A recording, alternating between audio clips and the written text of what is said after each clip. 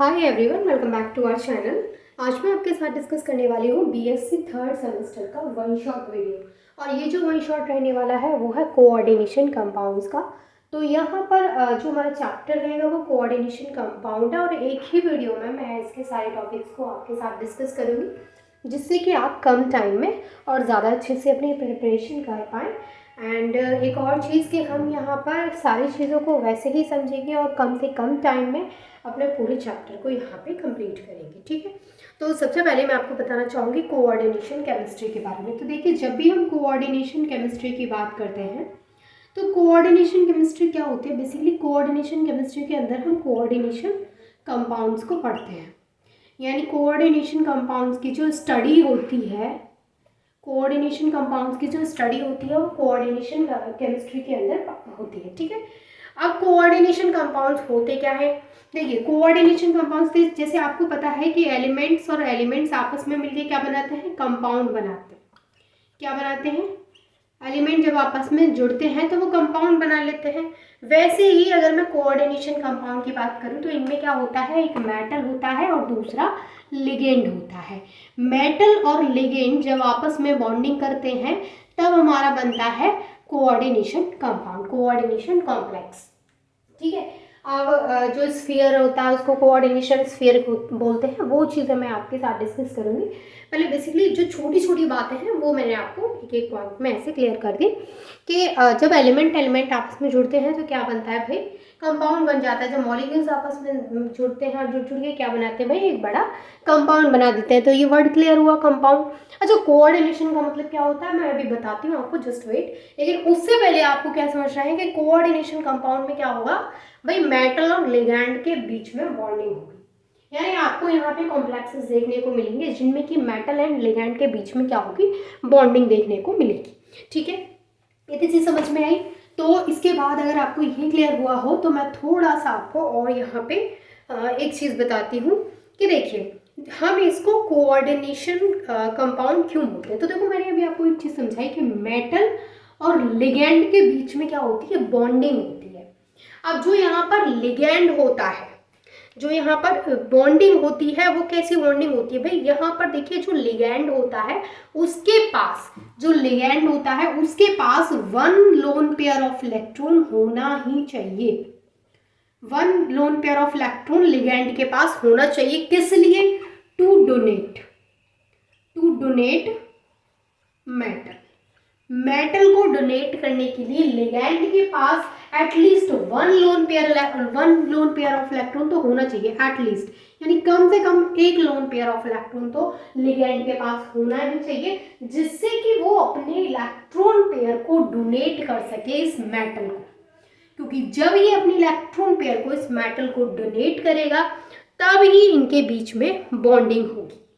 तो यहाँ पर जो लिगैंड का जो बोलते हैं कि जैसे क्राइटेरिया होता है, तो वो आपको क्या बताना है कि मेटल और लिगैंड के बीच में बॉन्डिंग तो ठीक है, बट लिगैंड के पास at least one lone pair of electron होना चाहिए फॉर डोनेशन, जिससे कि that can donate its lone pair of electron to the central metal. तो लिगैंड एक ऐसी स्पीसीज होती है, एक ऐसा आयन होता है या फिर एक ऐसा मॉलिक्यूल होता है जिसके पास आपको loan pair of electron at least one तो मिलेगा ही मिलेगा।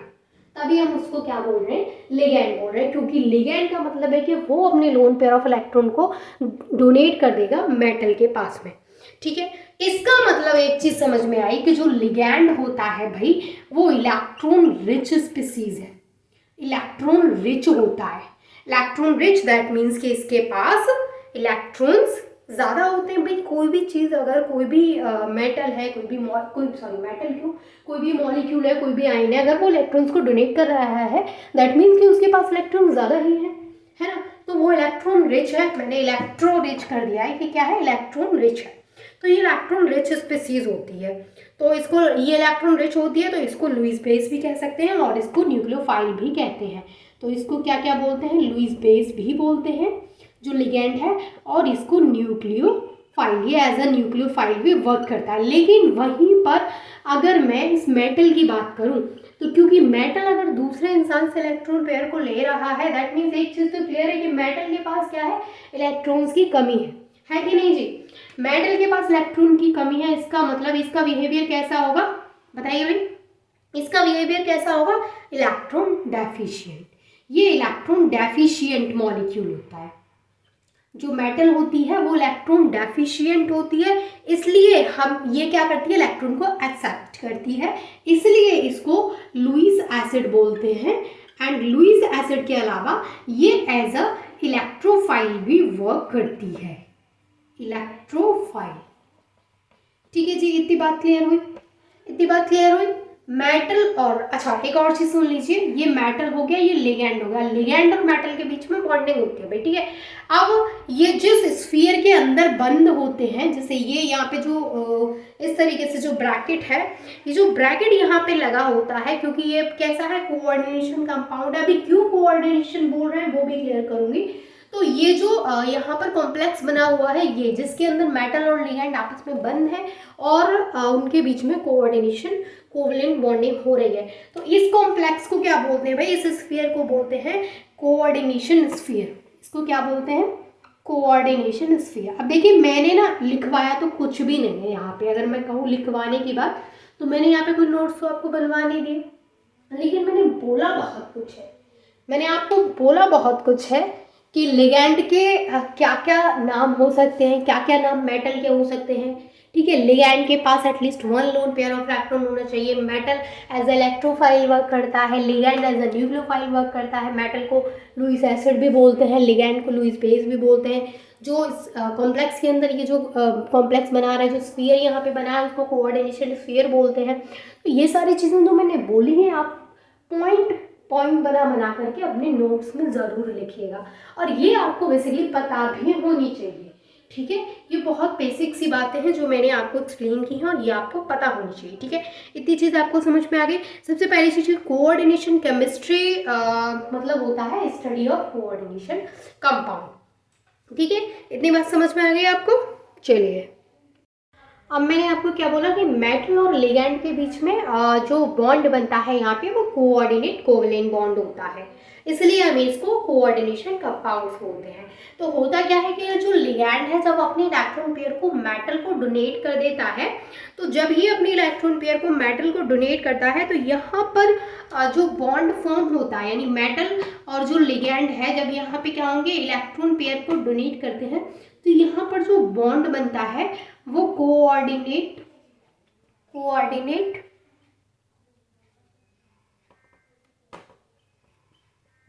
कोवेलेंट बॉन्ड होता है,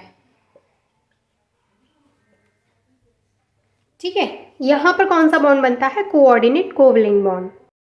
एंड यहाँ पर जो कोऑर्डिनेट कोवेलेंट बॉन्ड फॉर्म होता है, तो इस बॉन्ड को फॉर्म होने के बाद जो प्रोडक्ट यहाँ पर बनता है, उसी को क्या बोलते हैं, कोऑर्डिनेशन कंपाउंड बोलते हैं। एंड जो प्रोडक्ट यहाँ पे बनता है,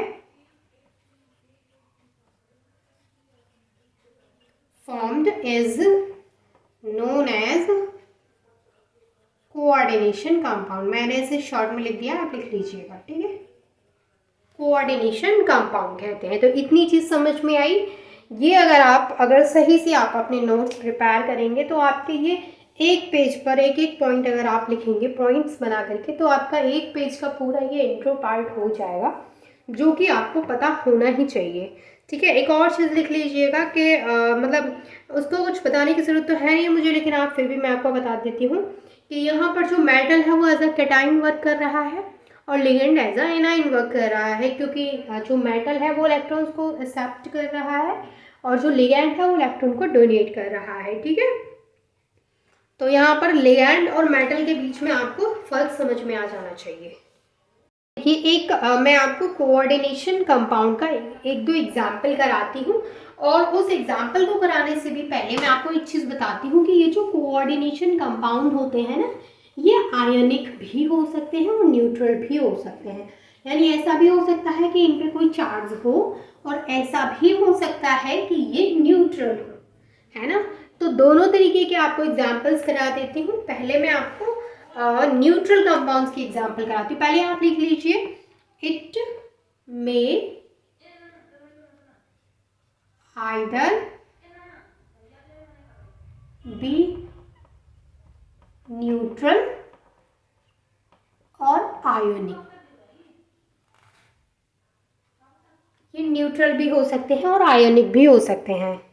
पहले मैं आपको यहाँ पर जो एग्जांपल्स कराती हूँ वो न्यूट्रल कंपाउंड्स के कराती हूँ एंड देन आपको कुछ आयोनिक के कराती हूँ। तो न्यूट्रल में अगर हम एग्जांपल लें तो न्यूट्रल का मतलब तो आपको पता है कि उनके ऊपर कोई भी चार्ज नहीं होगा। तो न्यूट्रल कंपाउंड्स लाइक प्लैटिनम जो कि 2+ की स्टेट में है, NH3 ट्वाइस Cl2, ये हमारा किसका एग्जाम्पल हो गया, न्यूट्रल का। एंड इसके अलावा एक और एग्जाम्पल अगर आपको कराएं तो ये है कोबाल्ट,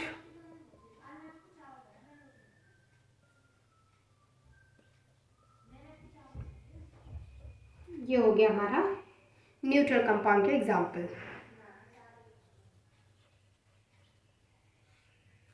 अगर मैं आयोनिक कंपाउंड्स के एग्जाम्पल की बात करूँ तो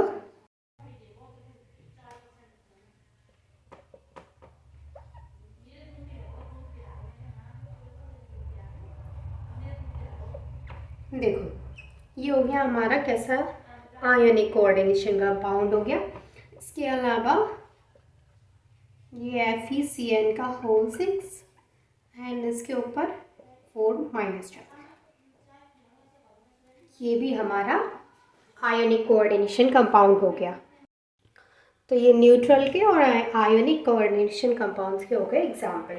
अच्छा, एक और चीज़ की, जो भी इस कोऑर्डिनेशन स्फीयर के बाहर जो भी आयंस होते हैं प्रेजेंट, उनको बोलते हैं काउंटर आयंस, यानी जो भी कोऑर्डिनेशन स्फीयर के बाहर प्रेजेंट होंगे। लाइक आपको एग्जाम्पल बता दूँ, एक सेकेंड। जैसे यहाँ पर एग्जाम्पल मैं आपको कराती हूँ, एक CONS3 का होल 6 और ये हो गया हमारा यहाँ पर Cl3। तो इनको हम बोलते हैं यहाँ पर काउंटर आयंस। तो जो भी कोऑर्डिनेशन स्फीयर के बाहर के आयंस होंगे, मतलब जो कोऑर्डिनेशन स्फीयर के अंदर नहीं है, बाहर है, कोई भी कैटाइन है या फिर एनाइन है लेकिन आउटसाइड द कोऑर्डिनेशन स्फीयर है, तो उसको हम क्या बोलेंगे, काउंटर आयन बोलेंगे। दैट मीन्स क्या है, आउटसाइड द कोऑर्डिनेशन स्फीयर। ठीक है, इसके अलावा एक और नाम है इसका, क्या है भाई, ionisation sphere.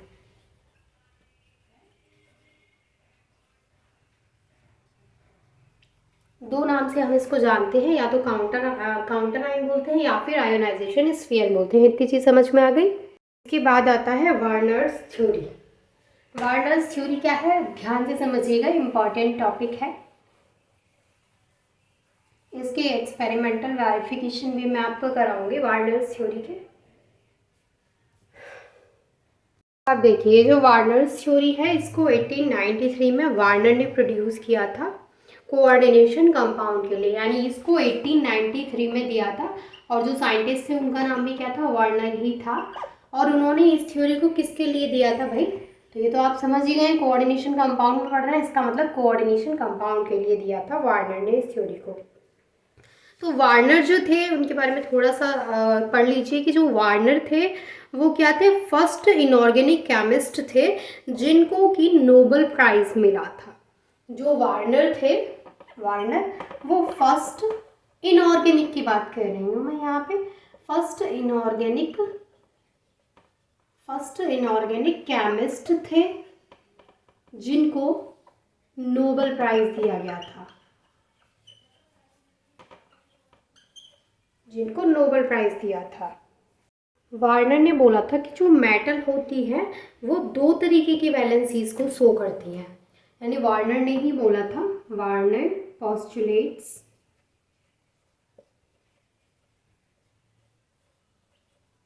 Metal shows 2 types of valency.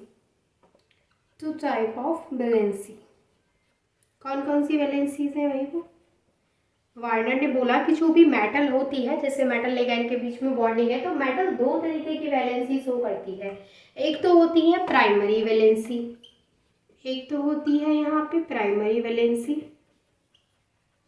और दूसरी जो होती है वो होती है सेकेंडरी वैलेंसी।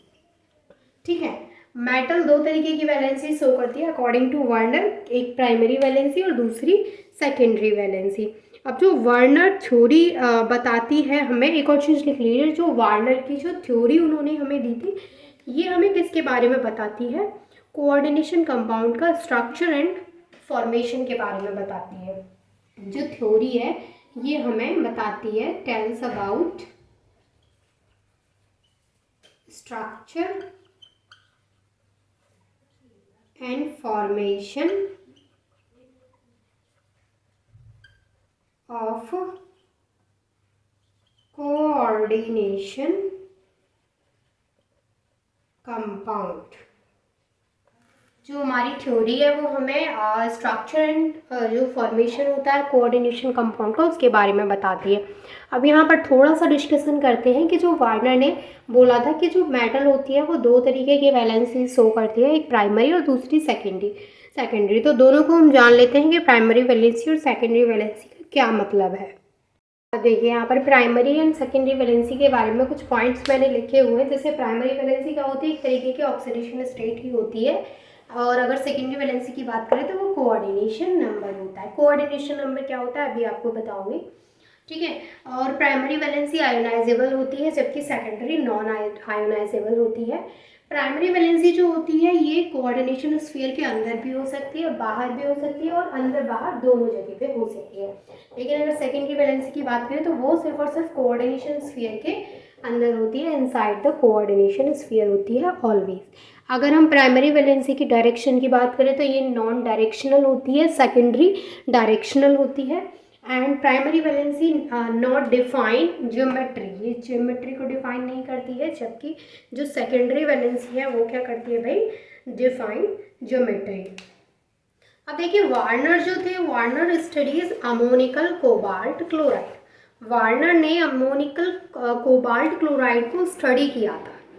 तो यहाँ पर उन्होंने बताया कि जो सेंट्रल मेटल एटम होती है उसकी जो प्राइमरी एंड सेकेंडरी वैलेंसी होती है, वार्नर ने बोला कि वो हमेशा डेफिनेट होती है, have definite primary and secondary valency central metal. तो अब मैं आपको कुछ यहाँ पर एक टेबल टाइप की बनवाती हूँ, जिसमें कि मैं आपको यहाँ पे एग्जाम्पल लेके आपको समझाऊंगी कि उन्होंने क्या बोला प्राइमरी और सेकेंडरी वैलेंसी के बारे में, ठीक है।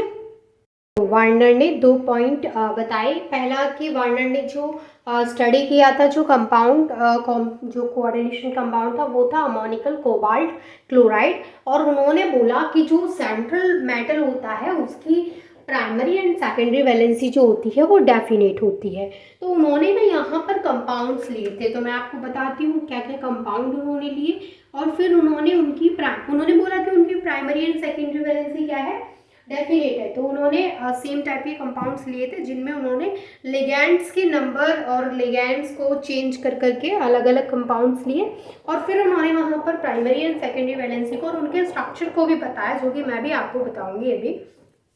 सबसे पहले एक चीज़ समझिए, यहाँ पे हम लिखेंगे कंपाउंड, और यहाँ पे हम लिखेंगे प्राइमरी वैलेंसी, और यहाँ हम लिखेंगे सेकेंडरी वैलेंसी, और यहाँ हम लिखेंगे स्ट्रक्चर ऑफ द कंपाउंड।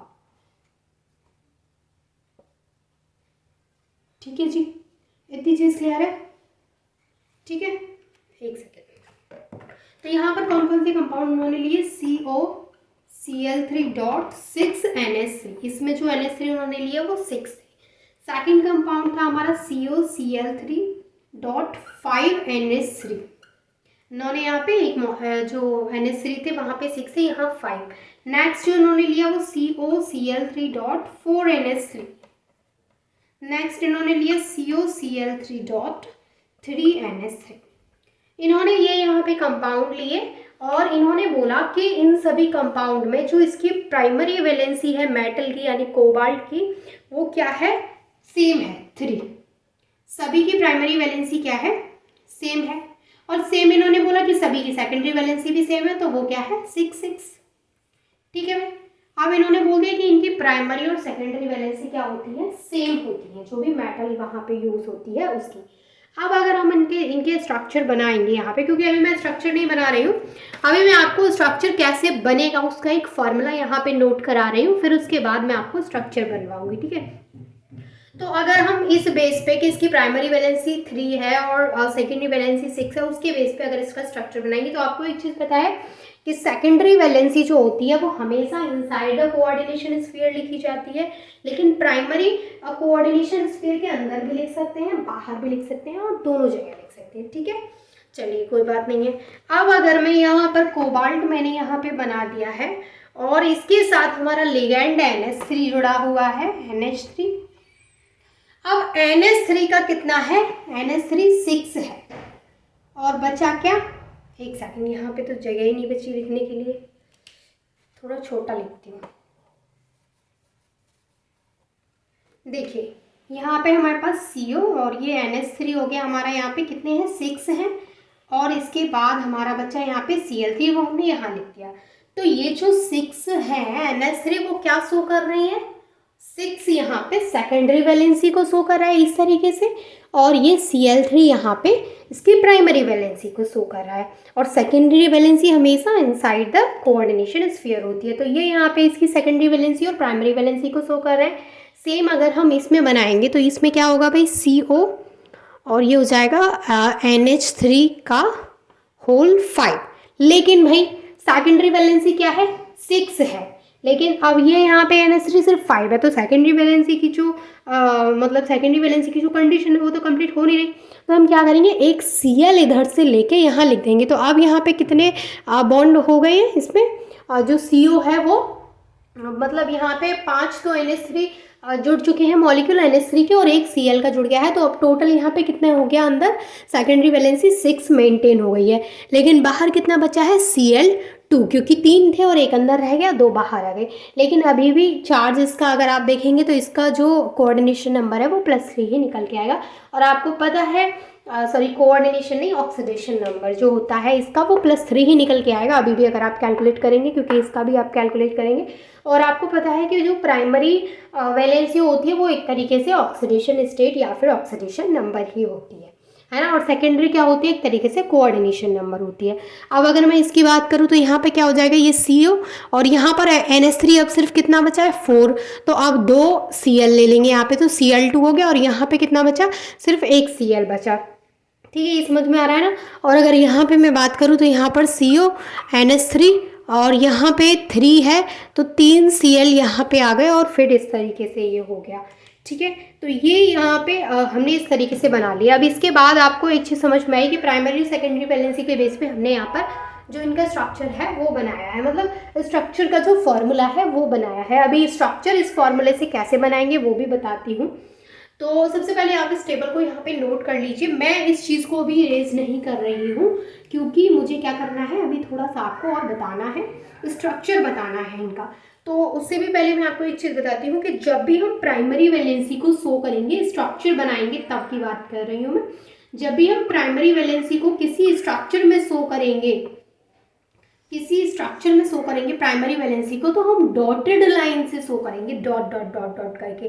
लेकिन वहीं अगर हम सेकेंडरी वैलेंसी को किसी स्ट्रक्चर में शो करेंगे तो हम वहाँ पर एक सॉलिड लाइन से शो करेंगे, ताकि हमें वहाँ पे दोनों का जो मतलब दोनों के बीच में जो डिफरेंस है वो क्लियर हो जाए कि ये प्राइमरी वैलेंसी शो कर रहा है और ये सेकेंडरी वैलेंसी शो कर रहा है। ठीक है, यहाँ पर अगर मैं पहला वाला इसका स्ट्रक्चर बनाऊँ इसका, तो हमारा ये है मेटल CO और उससे 6 NH3 जुड़े हैं, तो एक NH3 ये आ गया, एक ये आ गया, 2 3 4 5 6 NH3 जुड़े हुए हैं, जोड़ देते हैं, ये हो गए यहाँ पे 6 NH3।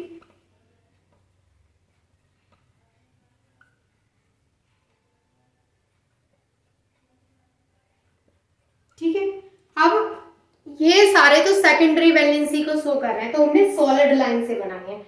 लेकिन अगर इसकी प्राइमरी वैलेंसी को शो करने वाले 3 और एटम्स की बात करूँ तो वो Cl है। ठीक है, तो Cl जो है उसको हम कैसे शो करेंगे, डॉट डॉट वाली लाइन से शो करेंगे। तो एक डॉट वाली लाइन हमने इधर से बना दी, मान लीजिए, तो एक Cl यहाँ आ गया, एक डॉट वाली लाइन हमने इधर से बना दी, तो एक Cl यहाँ आ गया, एक डॉट वाली लाइन हमने इधर से बना दी इस तरीके से, तो एक Cl यहाँ आ गया। तो इस तरीके से जो स्ट्रक्चर है वो कंपाउंड 1 का ये बन गया। यानी यहाँ पर आपको समझ में आ रहा है कि ये प्राइमरी वैलेंसीज को शो कर रहे हैं एंड सॉलिड लाइन वाले सेकेंडरी वैलेंसी को शो कर रहे हैं। तो आप इस तरीके से, ये आपके पास है तो आप ऐसे उसका स्ट्रक्चर बना सकते हैं। ठीक है भाई, अब ये एक का बन गया, दूसरे का बना के दिखाती हूँ आपको। दूसरे का स्ट्रक्चर कैसे बनेगा, सेम हमने CO ले लिए। अब देखो हमें यहाँ पे क्या करना है कि सबसे पहले सेकेंडरी वैलेंसी आपकी 6 है, तो आपको क्या करनी है 6 सॉलिड लाइन यहाँ पे बना लेनी है। तो ये 6 सॉलिड लाइन यहाँ पे हो गई। अब आपको पता है 5 तो NH3 है सेकेंडरी वैलेंसी को जो कंप्लीट कर रहे हैं और एक Cl है, सिर्फ 5 यहाँ पर वो है NH3, तो हम यहाँ पे 5 NH3 जोड़ देंगे। NH3 कितने जोड़ देंगे, 5, 4 एंड 5, और एक हमने Cl जोड़ दिया क्योंकि यहाँ पे एक Cl है। अब आपको पता है कि Cl जो है वो प्राइमरी के साथ साथ, सॉरी सेकेंडरी के साथ साथ प्राइमरी वैलेंसी भी शो कर रहा है।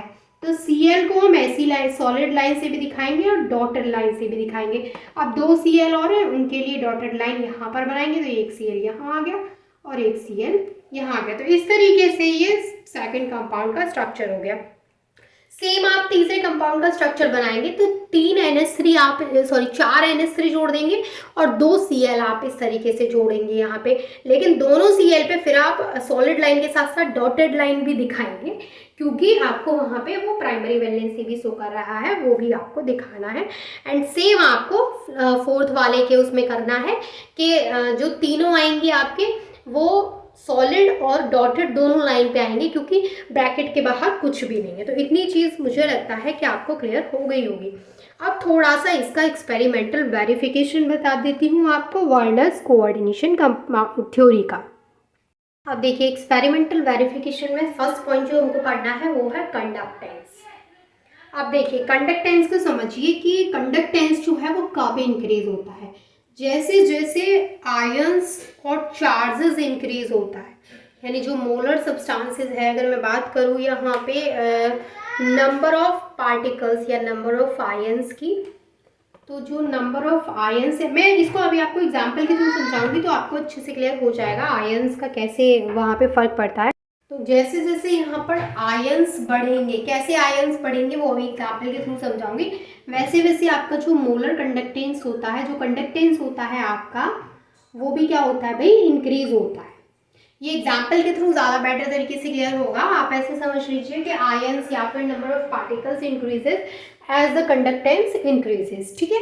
लेकिन अगर एग्जाम्पल के थ्रू आपको समझना होगा तो फिर आप कैसे समझेंगे, देखिए यहाँ पर हमारे पास जैसे एग्जाम्पल वही COCl3.6NH3 यही था हमारे पास एग्जाम्पल, और दूसरा क्या था COCl3.5NH3, तीसरा क्या था COCl3.4NH3, चौथा क्या था COCl3.3NH3।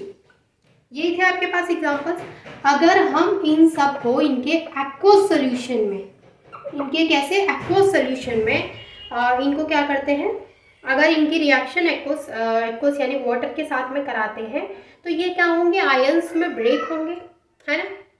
आयंस में ब्रेक होंगे कि नहीं, तो क्या होगा यहाँ पर, यहाँ से जैसे ही वाटर के साथ में रिएक्ट करेगा, वाटर लिख लीजिए चलिए, तो क्या होगा, ये सबसे पहले ये 3 Cl यहाँ से बाहर निकल जाएंगे, 3 Cl बाहर निकलेंगे और ये क्या बन जाएगा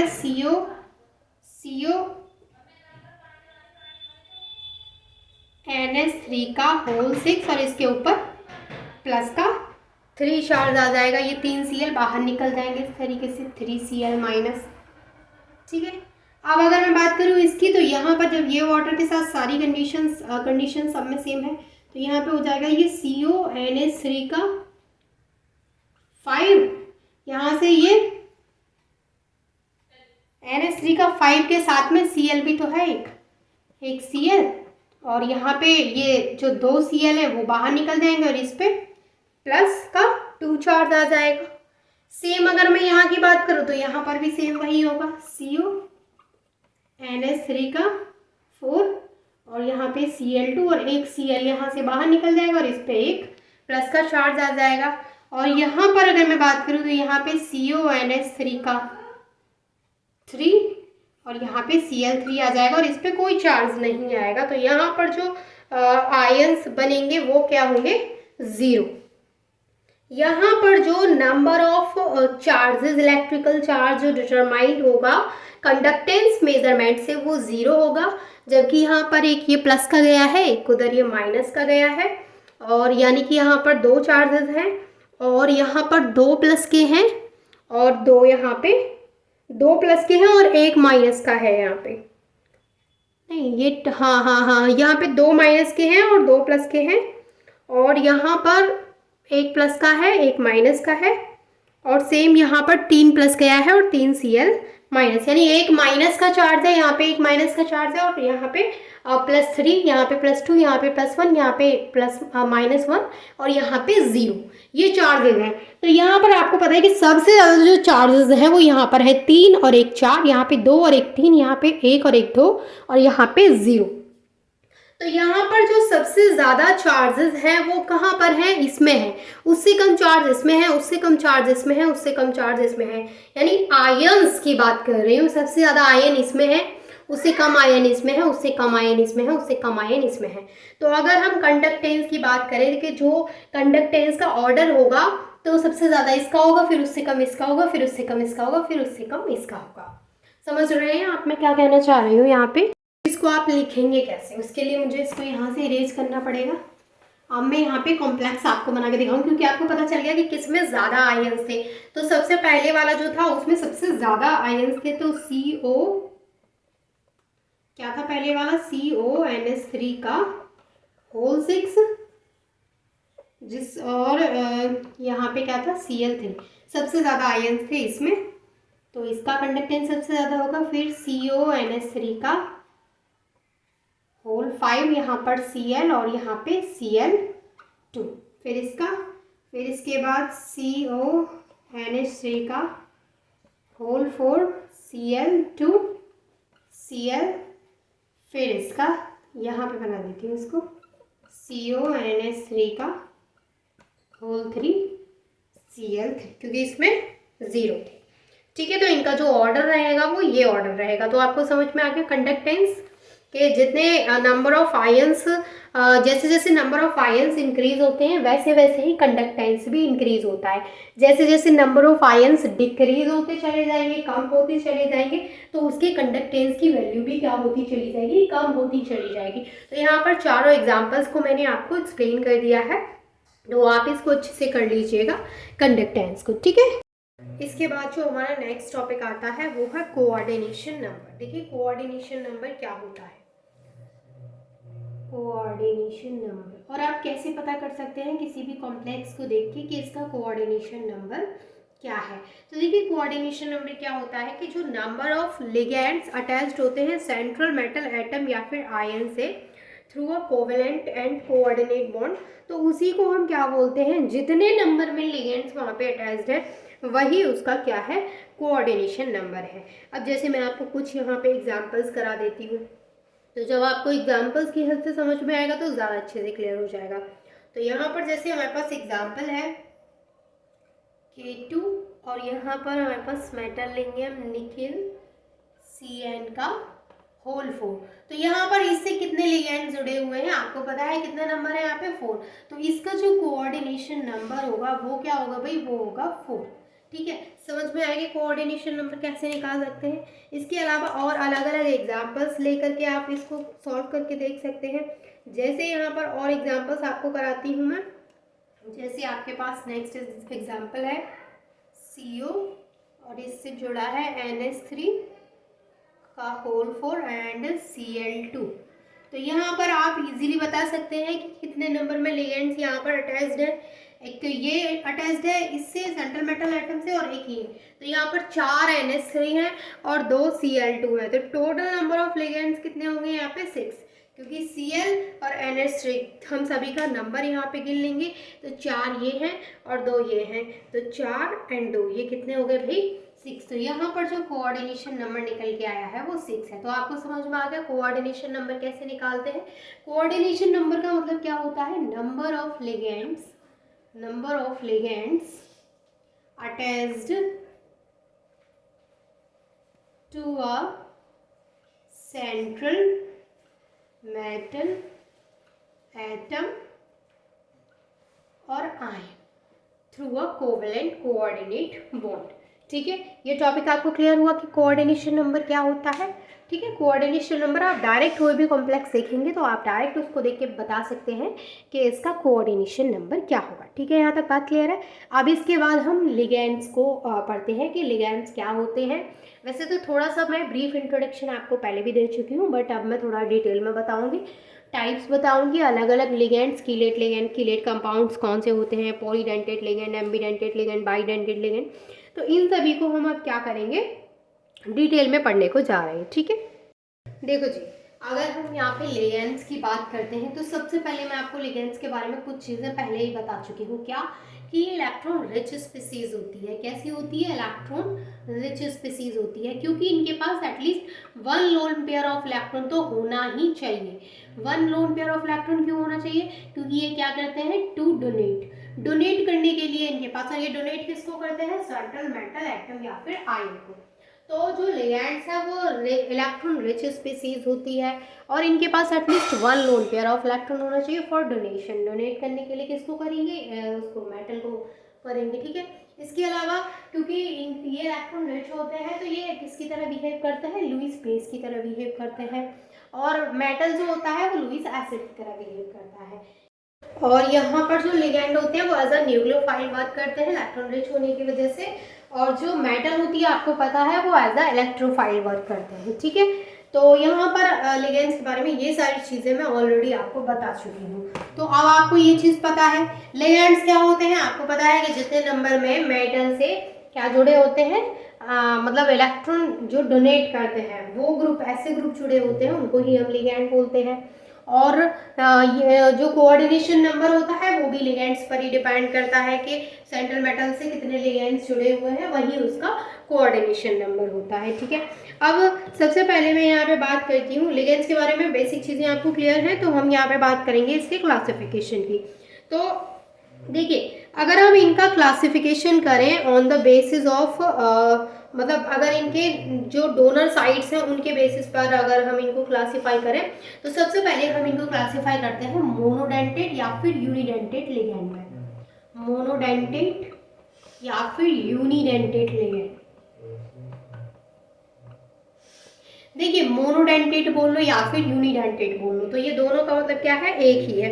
तो कौन से लिगेंड्स होते हैं जिनको मोनोडेंटेट या फिर यूनिडेंटेट बोला जाता है? तो ये वो लिगेंड होते हैं जिनके पास सिर्फ एक लोन पेयर ऑफ इलेक्ट्रॉन होता है डोनेट करने के लिए सेंट्रल मेटल एटम या फिर आयन को। यानी ऐसे ligand, these ligands can donate only one pair of electron. ये वन पेयर ऑफ इलेक्ट्रॉन को ही डोनेट कर सकते हैं। तो हम यहाँ पे लिखेंगे can donate only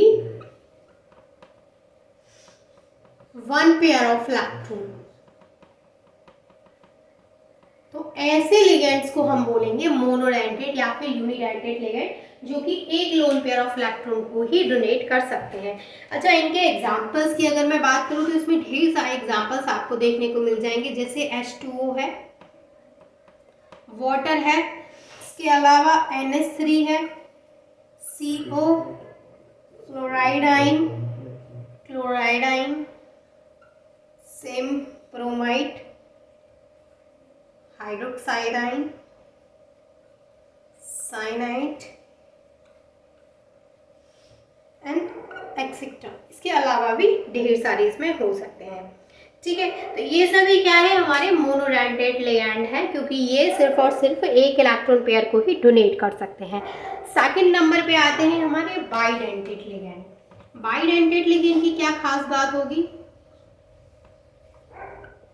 bidentate ligands, देखो जी, बाइडेंटेट लिगेंड्स की अगर हम बात करें तो these ligands have two donor atoms and donate two pair of electron to the central metal atom और आयन। यानी कि it can donate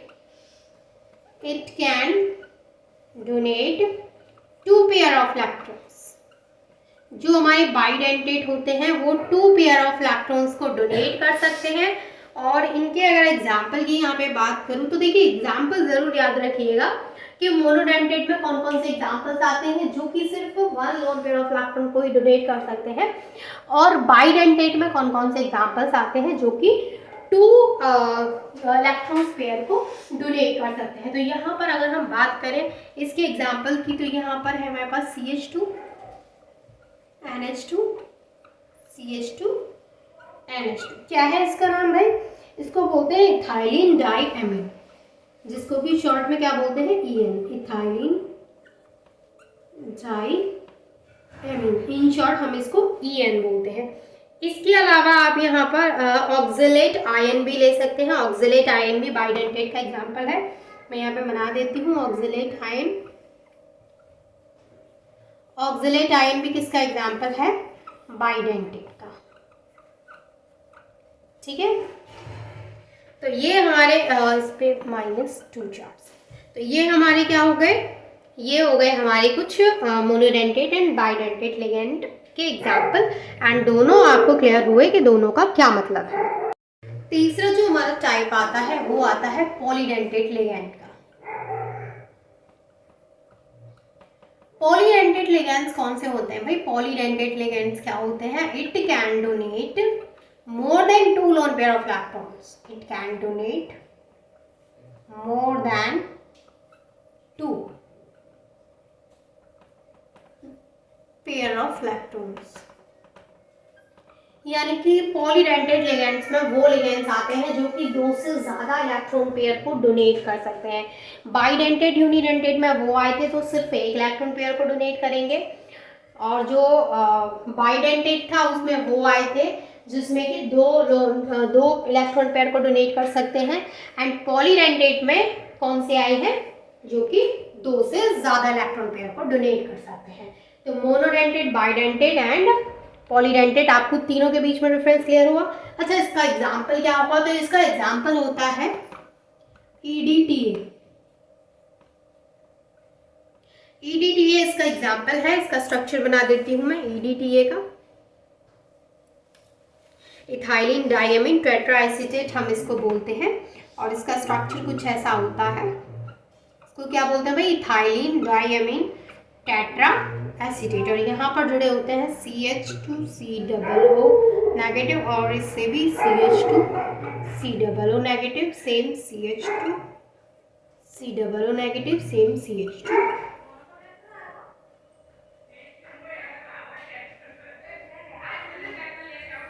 COO negative. ठीक है, तो ये तीनों टाइप के लिगेंड्स आपको क्लियर हुए हैं।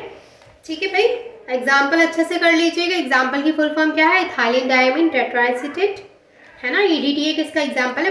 पॉलीडेंटेट लिगेंड का एग्जाम्पल है, क्योंकि ये क्या कर सकता है? 2 से ज़्यादा इलेक्ट्रॉन पेयर को डोनेट कर सकता है। इसके बाद बात आती है एम्बीडेंटेट लिगेंड की, कि एम्बीडेंटेट लिगेंड कौन से होते हैं। देखिए, एम्बीडेंटेट लिगेंड कोई अलग से लिगेंड नहीं होते हैं। एक्चुअल में क्या होता है कि जो यूनिडेंटेट लिगेंड आपने पढ़े हैं वही यूनिडेंटेट लिगेंड होते हैं, लेकिन थोड़ा सा इसमें प्रोसेस चेंज है कि वो यूनिडेंटेट लिगेंड जो कि मेटल के साथ 2 डोनर एटम्स के थ्रू बाइंड हो जाते हैं, यानी वो यूनिडेंटेट या मोनोडेंटेट लिगेंड जो कि मेटल के साथ 2 डोनर एटम से बाइंड होंगे। कैसे होंगे? एग्जाम्पल के थ्रू समझाऊंगी। 2 डोनर एटम से उसके साथ में कनेक्ट करेंगे तो वो हमारे एम्बीडेंटेट लिगेंड्स में आते हैं। तो पहले लिखवा दूं, unidentate ligand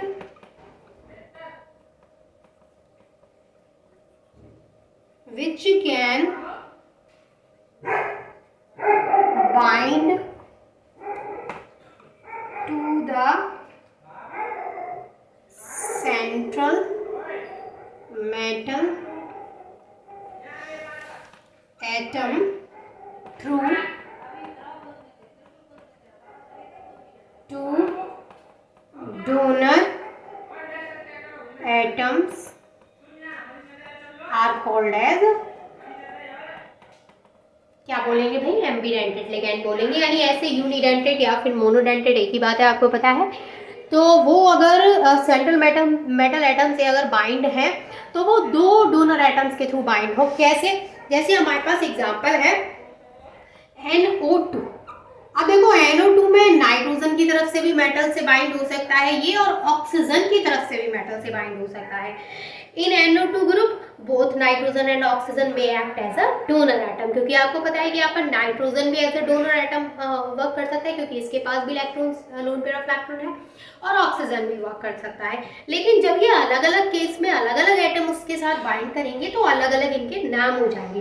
when nitrogen atom act as a donor, अगर यहाँ पे nitrogen as a donor atom work करेगा तो हम उसको बोलेंगे नाइट्रो, और अगर यहाँ पर oxygen atom as a donor atom work करेगा तो हम उसको बोलेंगे नाइट्रीटो। अब जैसे देखो ये हो गया हमारे पास एग्जाम्पल, ठीक है, ये हमारा मोनोडेंटेट का एग्जाम्पल है। अब ये मोनोडेंटेट का एग्जाम्पल है, आपको पता है क्योंकि मैंने जो मोनोडेंटेट के आपको एग्जाम्पल लिखवाए थे तो आपको याद होगा कि मैंने वहाँ पे आपको NO2 लिखवाया था, है ना। अब यहाँ पे दो तरीके से ये जुड़ सकता है, मेटल ले ली हमने, एक तो ये मेटल के साथ में नाइट्रोजन जुड़ जाए इस तरीके से, और नाइट्रोजन से ये ऑक्सीजन जुड़ जाए इस तरीके से। एक तरीका तो ये है कि मेटल के साथ में nitrogen as a donor atom जुड़ गया है। दूसरा तरीका ये है कि मेटल के साथ में oxygen as a donor atom जुड़ जाए इस तरीके से, और ये इस तरीके से। तो यहाँ पर भी देखो ये है तो मोनोडेंटेट या फिर यूनिडेंटेट लिगेंड ही है, लेकिन क्योंकि इसके पास दोनों एटम्स क्या है एज अ डोनर वर्क कर सकते हैं, तो इसने एक केस में तो मेटल के साथ नाइट्रोजन को जोड़ दिया है और दूसरे केस में मेटल के साथ ऑक्सीजन को जोड़ दिया, जबकि एक ही लिगेंड यहाँ पे काम कर रहा है। तो इनका जो नाम है वो अलग अलग है। इसको हम बोलेंगे नाइट्रो क्योंकि यहाँ पे nitrogen as a donor atom work कर रहा है, और इसको हम बोलेंगे नाइट्रीटो, इसको हम बोलेंगे नाइट्रीटो। नाइट्रेटो क्योंकि यहाँ पर oxygen atom as a donor work कर रहा है। तो लिख लीजिएगा when nitrogen atom acts as a donor, जब नाइट्रोजन एटम एक्ट करता है एज अ डोनर, देन जो रिजल्टिंग कॉम्प्लेक्स होता है हम उसको नाइट्रो बोलते हैं, and when oxygen atom acts as a donor the resulting complex is called as nitrito. ठीक है, लिगेंड्स के बारे में आपने सारी चीज़ें जान ली हैं, तो अब हम बात करते हैं कीलेट कंपाउंड्स की। कुछ इनको कीलेट बोलते हैं, कुछ इनको चीलेट बोलते हैं, तो वो आप अपनी जो भी आप प्रोनाउंस करते हैं वो आपके ऊपर डिपेंड करता है। तो जो कीलेट कंपाउंड्स होते हैं एक्चुअल में ये ना कीलेट कंपाउंड्स जो होते हैं बहुत ज़्यादा कॉम्प्लिकेटेड कंपाउंड्स दिखते हैं, क्योंकि रिंग लाइक स्ट्रक्चर्स यहाँ पर आपको देखने को मिलेंगे, तो हम उसको क्या बोलते हैं कि कीलेट रिंग बनी है ना। तो बहुत थोड़े कॉम्प्लिकेटेड तो होते हैं ये। तो होते क्या है एक्चुअल में कि जब कोई बाई या फिर पॉलीडेंटेट, देखिए बाईडेंटेट कौन से होते हैं जो कि 2 इलेक्ट्रॉन पेयर को डोनेट कर सकते हैं, एंड पॉलीडेंटेट कौन से होते हैं जो कि 2 से ज्यादा इलेक्ट्रॉन पेयर को डोनेट कर सकते हैं। तो जब बाईडेंटेट और पॉलीडेंटेट, ध्यान रखिएगा बाईडेंटेट और पॉलीडेंटेट लिगैंड की बात कर रही हूँ, तो जब भी बाईडेंटेट और पॉलीडेंटेट लिगैंड किसी मेटल के अराउंड अटैच्ड होते हैं, किसी मेटल के चारों ओर में जब ये उपस्थित होते हैं, तो ये क्या करते हैं इलेक्ट्रॉन पेयर को डोनेट करते हैं मेटल को, लेकिन एक से ज्यादा साइड से करते हैं, क्योंकि ये क्या होते हैं बाईडेंटेट और पॉलीडेंटेट है, तो ये एक से ज्यादा साइड से, क्योंकि इनके पास मोर देन 1 साइड होती है इलेक्ट्रॉन डोनेशन के लिए, तो ये एक से ज्यादा साइड से वहां पे इलेक्ट्रॉन को डोनेट करते हैं, इजीली कर सकते हैं। तो ये एक साइक्लिक रिंग बना लेते हैं अराउंड द सेंट्रल मेटल, और उसी स्ट्रक्चर को हम बोलते हैं कीलेट स्ट्रक्चर। जैसे मैं आपको एक एग्जांपल दूं, पहले मैं आपको इसकी थोड़ी डेफिनेशन लिखवा देती हूँ, उसके बाद एग्जांपल देती हूँ। व्हेन बाई और polydentate ligand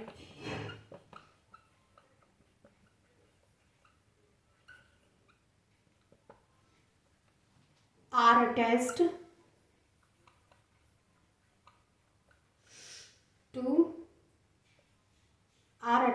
around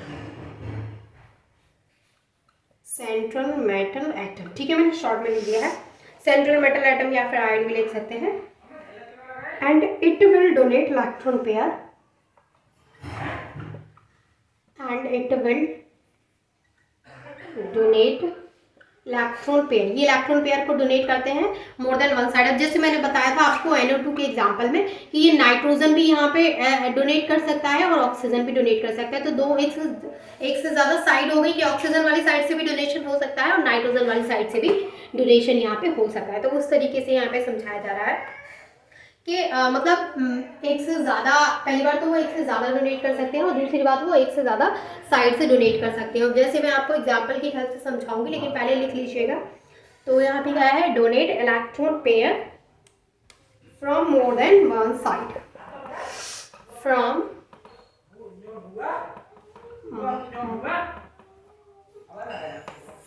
more than one side, then it will form easily a cyclic or ring structure. Then it will easily form a cyclic or ring structure. ये क्या करते हैं, साइक्लिक और ring structure को easily form कर देते हैं, जिसकी वजह से यहाँ पर जो स्ट्रक्चर बनता है, और ये जो स्ट्रक्चर को फॉर्म करते हैं वो अराउंड सेंट्रल मेटल एटम होता है, अराउंड सेंट्रल मेटल एटम। तो उस स्ट्रक्चर को ही हम क्या बोलते हैं, कीलेट स्ट्रक्चर बोलते हैं। और जो लिगैंड है जो इस तरीके का मतलब स्ट्रक्चर को फॉर्म कर रहा है, वो लिगैंड उसको बोलते हैं कीलेट लिगैंड। तो कीलेट लिगैंड आपको क्लियर हुआ, कीलेट लिगैंड्स कौन से होते हैं, जो कीलेट कंपाउंड्स बनाते हैं। अब कीलेट लिगैंड्स कौन से होंगे, जो बाई और पॉलीडेंटेड लिगैंड्स में से आएंगे, लेकिन वो सेंट्रल मेटल के अराउंड में मोर देन वन साइड से इलेक्ट्रॉन को डोनेट करके और वहाँ पे एक कीलेट रिंग, कीलेट कंपाउंड का फॉर्मेशन करेंगे। कैसे, एग्जांपल आपको करा देती हूँ। कीलेट कंपाउंड में हम लेंगे इथाइलिन डायमीन, जो कि हमने बाइडेंटेट में एग्जाम्पल में लिया था। ये था हमारे पास CH2NH2। आप इससे अब तक तो फैमिलियर हो चुके हैं क्योंकि मैंने ये आपको बाइडेंटेट में करा दिया है। इथाइलिन डायमीन है, मैंने शॉर्ट में लिख दिया है ये, क्योंकि अभी बाइडेंटेट में कराया था। तो यहाँ पे इथाइलिन डायमीन जब किसी मेटल से जुड़ेगा तो कैसे जुड़ेगा, देखो ये हमारे पास जैसे मेटल और इससे हमारा जुड़ा इथाइलिन डायमीन, तो यहाँ से जुड़ेंगे नाइट्रोजन और उससे जुड़े हैं दो हाइड्रोजन, और इससे यहाँ पे जुड़े हैं CH2, और ये दोनों CH2 आपस में भी कनेक्ट है इस तरीके से। अब यहाँ पर भी सेम, ये ऐसे यहाँ पर डोनेशन हो रहा है, यहाँ पर एक और ग्रुप जोड़ दिया हमने NH2, यहाँ पे CH2, यहाँ पे CH2, समझ गए। और यहाँ पे SO4। तो ये इतने बड़े बड़े कंपाउंड्स होते हैं एक्चुअल में कीलेट कंपाउंड्स। तो ये जो बन गया यहाँ पे वो क्या बन गया है, कीलेट कंपाउंड। कीलेट कंपाउंड को कौन फॉर्म करेंगे भाई, बाई और पॉलीडेंटेट लिगैंड फॉर्म करेंगे, जो कि मोर देन वन साइड से डोनेशन करेंगे, ठीक है। तो यहाँ पे इथाइलिन डायमीन यानी कि EN ने यहाँ पे कीलेट कंपाउंड को फॉर्म कर दिया है। तो कीलेट कंपाउंड्स क्या होते हैं, कीलेट लिगेंड्स क्या होते हैं, क्लियर हुआ। तो ये कौन सा लिगेंड बोला जाएगा, ये बोला जाएगा कीलेट लिगेंड, बिकॉज इसने कीलेट कंपाउंड को यहाँ पे फॉर्म किया है, ठीक है। इतनी चीज समझ में आ गई। यहाँ पर हमारे सिर्फ दो टॉपिक और रह गए हैं, एक तो आइसोमेरिज्म वाला रह गया और दूसरा इनका नोमेनक्लेचर वाला रह गया। तो ये दोनों टॉपिक थोड़े से डिटेल में समझने की ज़रूरत है, तो उनको मैं आपके साथ नेक्स्ट पार्ट में डिस्कस करूँगी। एंड जब तक के लिए आप ये सारा पढ़ लीजिएगा, इतना भी आप पढ़ लेंगे बहुत इंपॉर्टेंट है, लेकिन नोमेनक्लेचर भी बहुत इंपॉर्टेंट है इसका, तो वो भी मैं आपको नेक्स्ट पार्ट में करा दूँगी। एंड आई होप कि यहाँ तक सारी चीज़ें आपको क्लियर है। And thank you so much for watching this video.